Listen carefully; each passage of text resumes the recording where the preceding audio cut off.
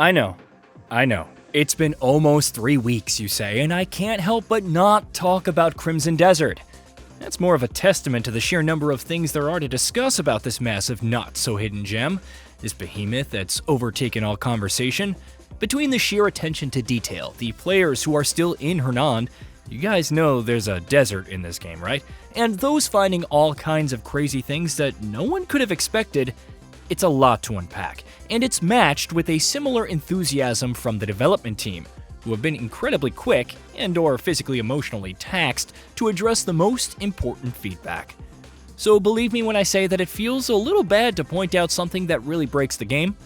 And no, not in a fun boss deleting way like infinite explosive arrows, but an actual major design flaw. What makes it even crazier is that you won't notice it until you're already dozens of hours in.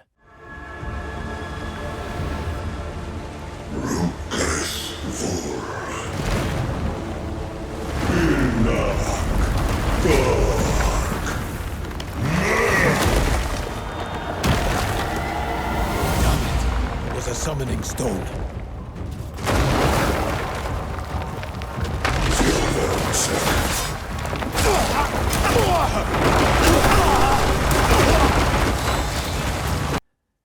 Okay, assume for a moment that you're not a permanent resident of Hernand who knows everyone in Howling Hill Camp better than your own family. Imagine that you've been traveling throughout Pywell, liberating quarries, taking down the Lunar Court, cleansing sanctums, and taking on their various blades, and sending the Black Bears packing. With each new location returned to the nicer factions, the world becomes much safer. However, it also becomes emptier. Well, what does that mean?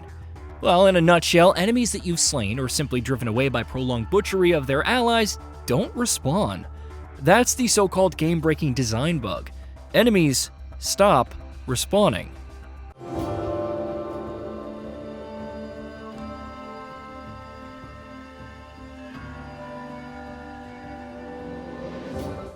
And I'll be honest, it didn't really hit me at first.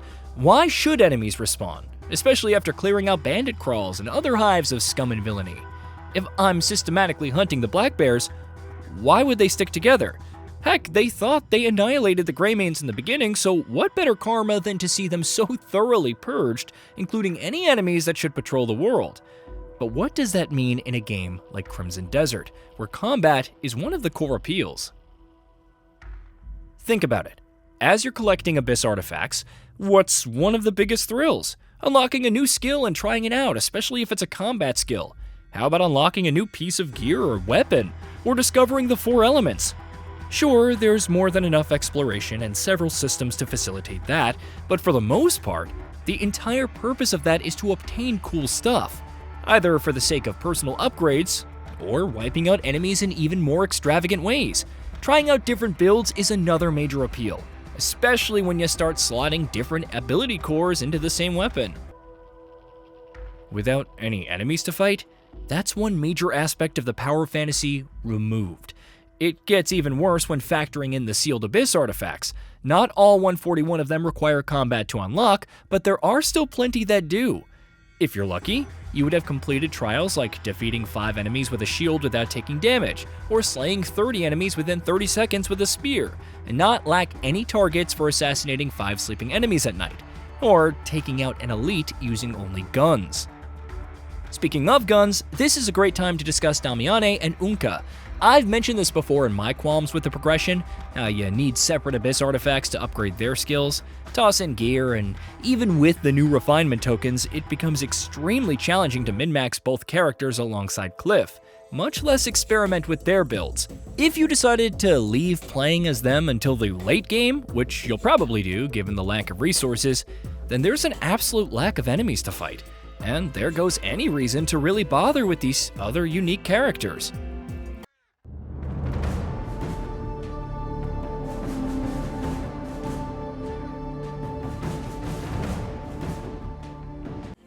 Of course, it's not like there isn't other stuff to do. You could challenge different optional bosses, albeit only once, complete various puzzles, or attend a whole range of activities that don't require any combat. However, this kind of issue is one that other open-world games solved years, heck, some more than a decade before. As much as we make fun of the Radiant quests in Skyrim and Fallout 4, the fact that they're even present means no shortage of combat encounters. And once again, Crimson Desert is a game where combat is the backbone. Take out any reason for players to fight anything, and as many have noted, it goes from being an open-world action adventure to simply an open-world adventure. Now, there are several ways that the development team could address this. The short-term solution is to simply allow enemies to recapture camps, forts, and whatnot, forcing the player to liberate them again, and that's a decent band-aid. However, some have suggested a more detailed faction war system. Imagine the dozens of different factions battling each other for supremacy, and Cliff being able to ally or go against each of them for unique benefits. It may even provide an incentive to use the mission dispatch for sending Greymanes to different fronts. Considering the sheer number of factions, it's kind of surprising that Crimson Desert didn't ship with this already. Granted, this could mess with the contribution system, not to mention the whole thing about Cliff and his crew being morally good, but it certainly creates a whole lot more intrigue than simply the good guys won, the bad guys disappeared at the end. It's something that probably could have been more easily justifiable if there were more morally gray factions to work with, rather than strictly good/evil groups, but I digress. Another more straightforward fix is to introduce New Game Plus. All your Abyss artifacts, equipment, money, skills, inventory, and Howling Camp Hill upgrades carry over to a new playthrough. The entire map becomes available to liberate once more, and while you can still use any unlocked mounts, special exceptions like Blackstar require playing through the story again. Besides tougher foes, the developers could spice things up by introducing modifiers, perhaps even new attacks or late-game enemies appearing much earlier. Otherwise, add some new activities that players can engage with ad nauseum for the combat needs. A horde mode, boss rush, a siege mode, mission replay, the list goes on.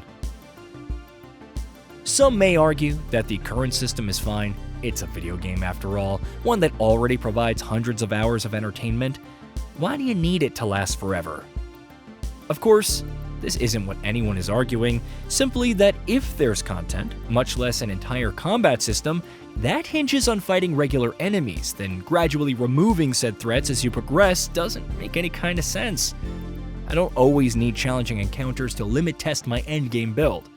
Sometimes I just want to let loose against a crowd of jabronis and watch them fly amid the explosions. Why deny someone that simple pleasure? Furthermore, why give them all these optional challenges via sealed Abyss artifacts and then not even give them the means to complete them? Once again, there are multiple ways that the development team could approach this issue, but I wouldn't be surprised if it were already working on something to address it. That's one benefit of speaking up and letting them know about Crimson Desert's shortcomings. Sooner or later, it'll do something, create a better experience for everyone. Really, that's all anyone can really ask for. Hey, did you know that we at GamingBolt upload new videos every day? Stick around, drop a like, subscribe, and hit that bell. And let us know what kind of content you'd like to see in the future with a comment below.